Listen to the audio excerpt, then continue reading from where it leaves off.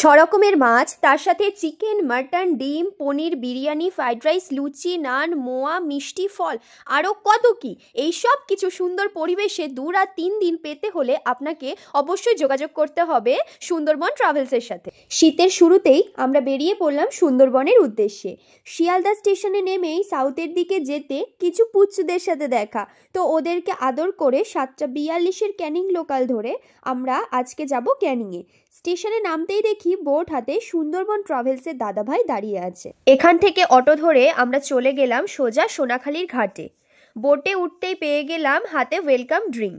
2 রাত 3 দিনের এই জার্নিটা আমরা শুরু করলাম লুচি, কাশ্মীরি আলুর দম আর মোয়া দিয়ে।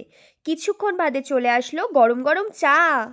একটু পরেই আবার চিংড়ির পকোড়া চলে এলো, আর আমরাও পৌঁছে গেলাম গোসাবা ফেরিঘাটে।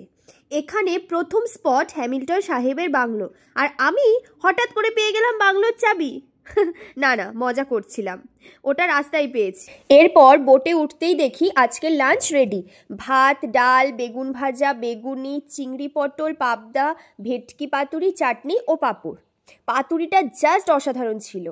একটু পরেই বিকাল নামতেই হাতে চলে এলো ডাসা পেয়ারা। পেয়ারাটা খেয়েই আমরা চলে এলাম পাখিরালয় ঘাটে। ঘাটে নেমেই একদম সামনেই ছিল আমাদের হোটেল হেরিটেজ। খুব সুন্দর আর খুব বড়, সাজানো গোছানো। রুমে ঢুকতেই দেখি বাইরেটা যতটা না সুন্দর, রুমগুলো আরো অনেক বেশি সুন্দর, পুরো লাক্সারিয়াস, আর বাথরুমটাও বেশ বড়।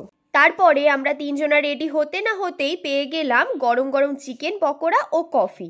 তার সাথে শুনতে পেলাম বাইরে ঝুমুর নাচ হচ্ছে। কিছুক্ষণ ঝুমুর নাচ দেখে আমরা টুকটাক কিছু কেনাকাটা করার জন্য বেরিয়ে পড়ি। রাতে হোটেলে ফিরতে না ফিরতেই দেখি ডিনার রেডি।